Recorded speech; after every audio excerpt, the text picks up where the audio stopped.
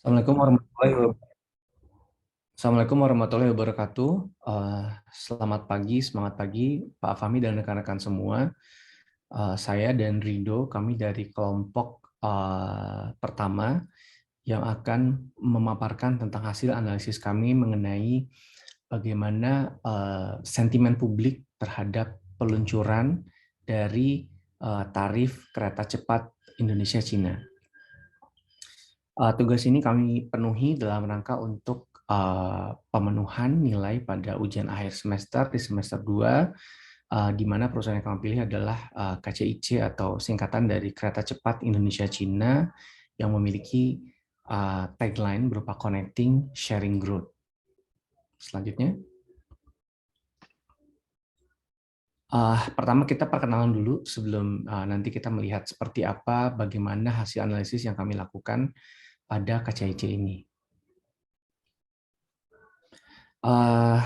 Kita kenalan dulu dengan KCIC. KCIC ini adalah BUMN, jadi karena memang ini merupakan proyek strategis nasional sehingga pemerintah memberikan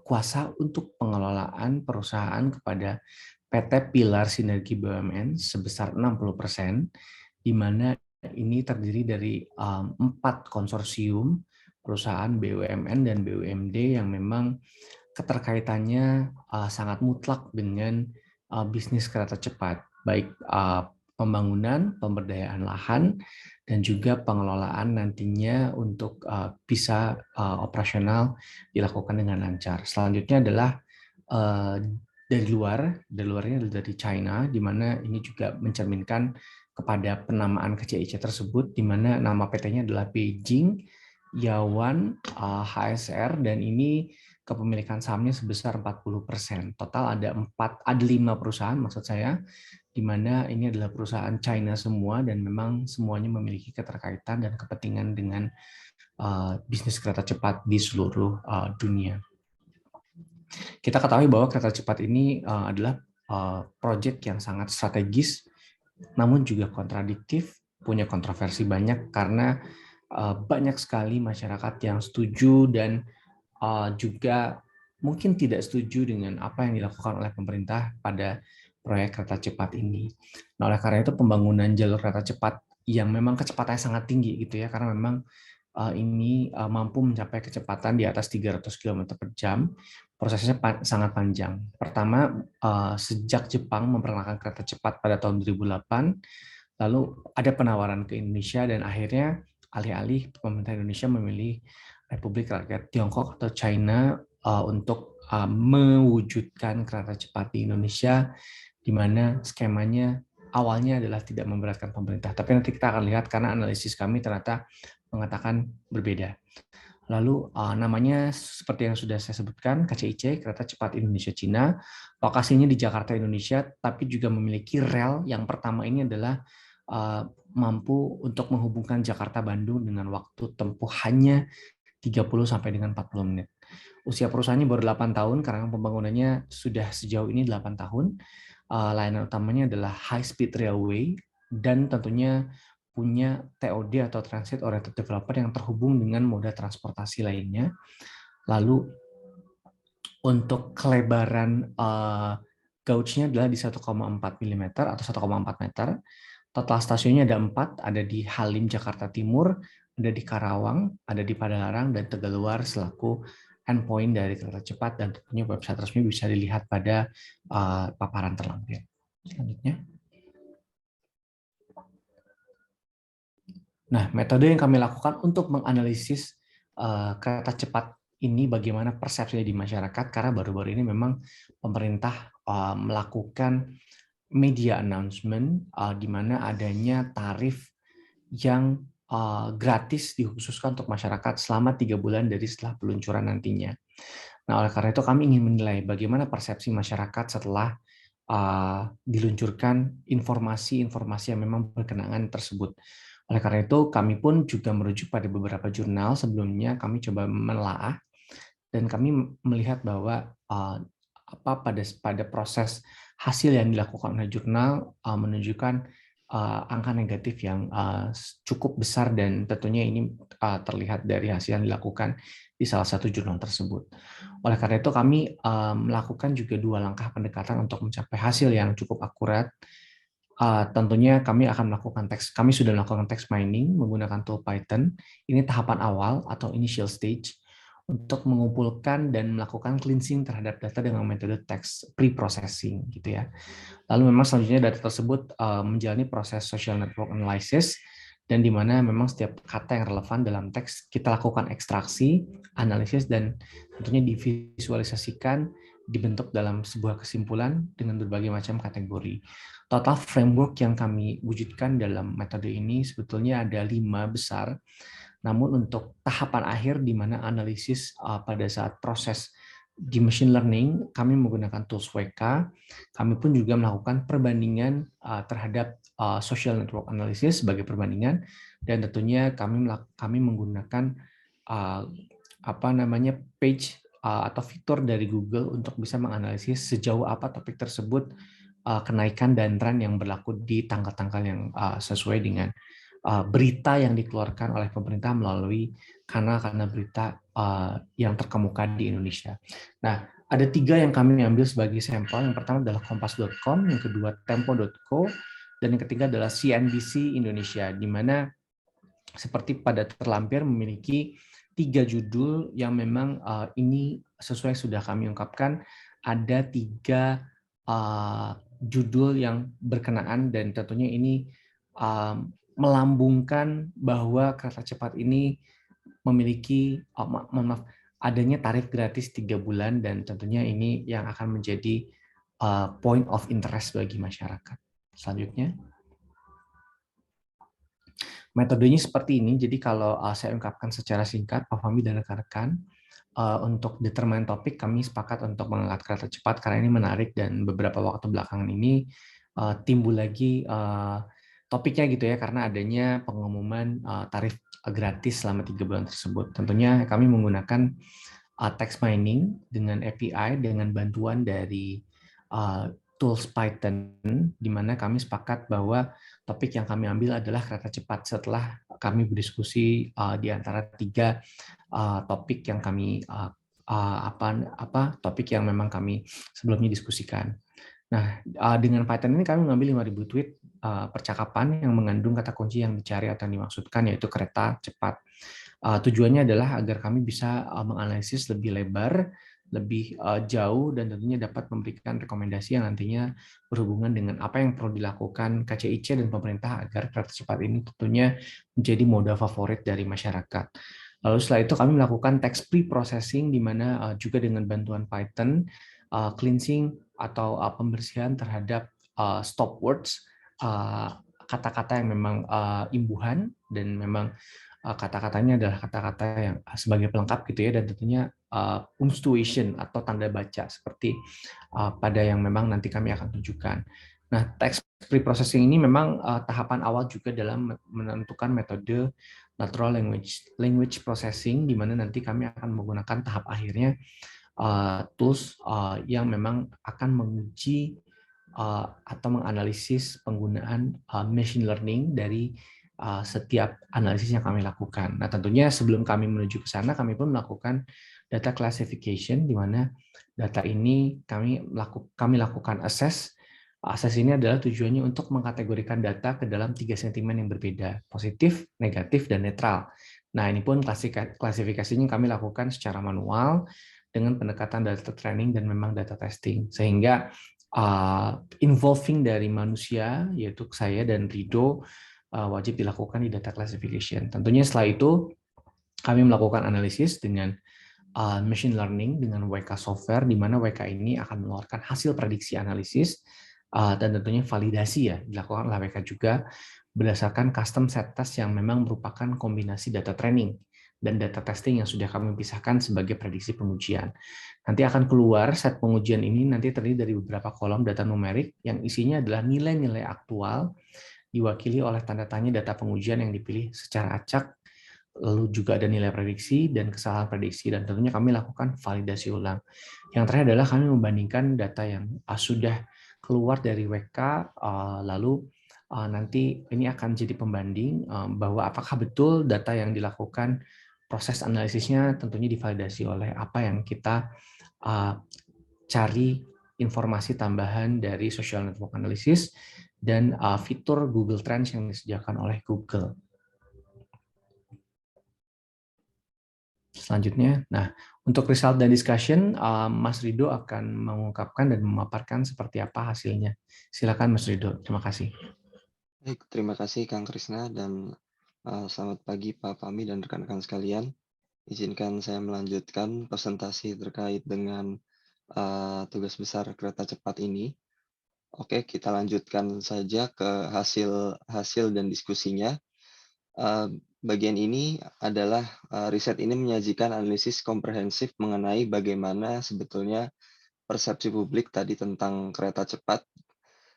Kita sudah ceritakan kita menggunakan teknik pengolahan data yang secara khusus memang difokuskan untuk menentukan analisis sentimen ya daripada kereta cepat ini gitu, terutama mengenai pemberlakuan tarif gratis untuk layanan kereta cepat selama 3 bulan. Dan melalui pengolahan data ini, penelitian ini bertujuan untuk memberikan wawasan yang mendalam bagaimana masyarakat memandang dan juga berkomentar terhadap perkembangan pembangunan di sektor transportasi ini.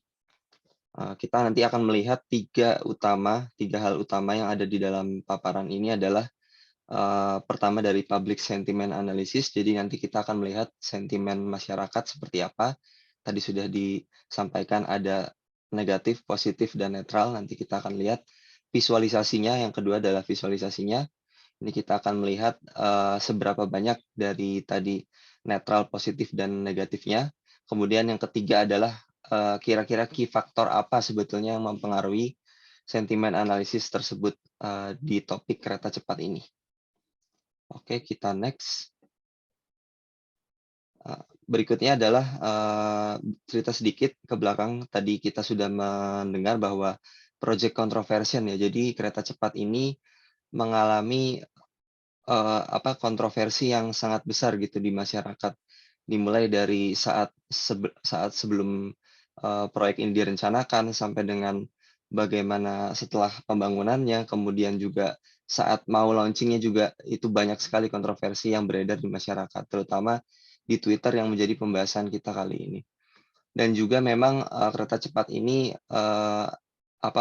banyak perbedaan kepentingan ya, dan juga kekuatan dari pemangku kepentingan sendiri. Jadi memang konsep kereta cepat ini sudah diusulkan dari sejak tahun 2000 dan diskusi mengenai implementasinya mendapatkan momentum dan pada tahun-tahun berikutnya, namun proyek ini menghadapi memang banyak tantangan gitu dan perdebatan yang menyebabkan banyaknya perbedaan perspektif gitu antara pemangku kepentingan.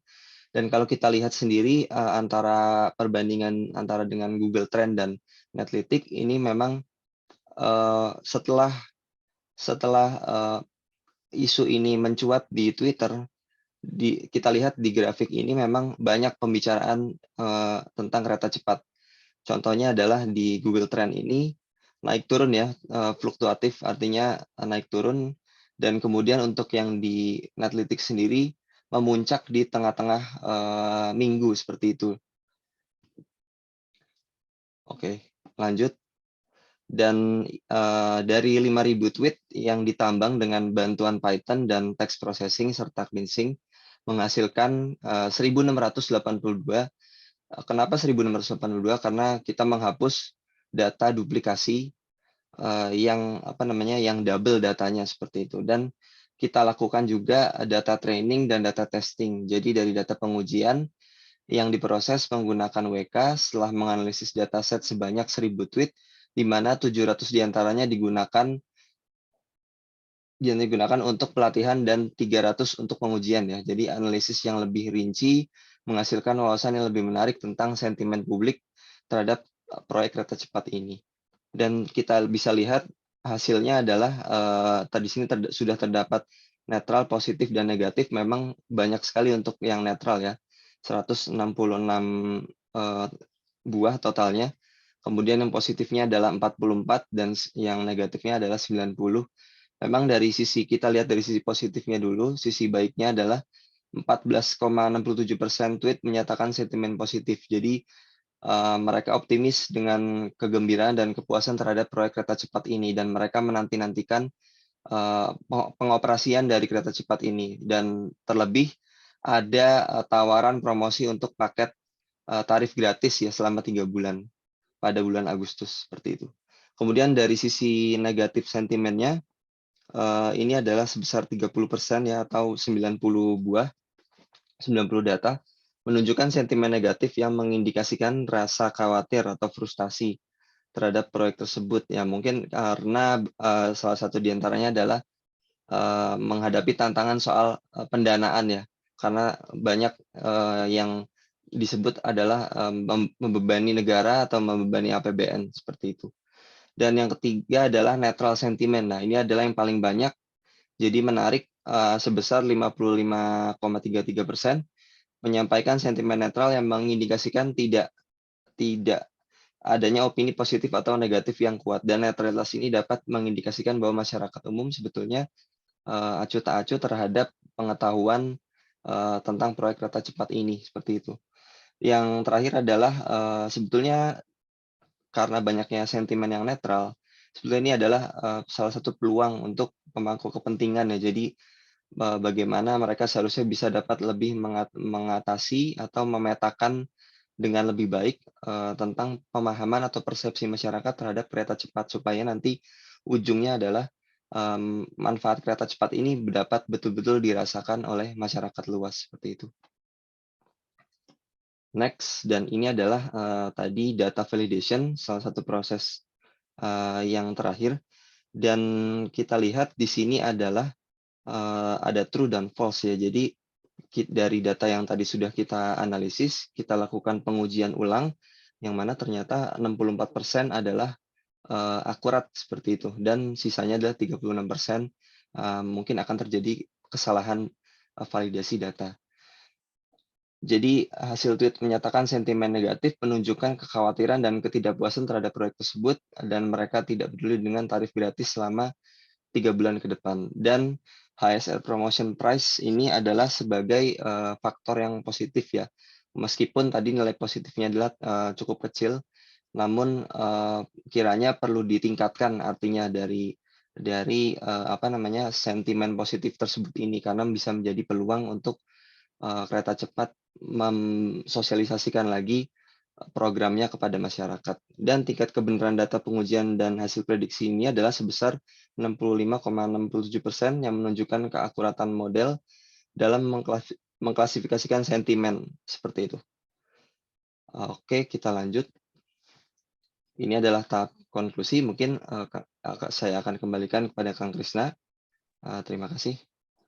Terima kasih Mas Rido, bagus sekali.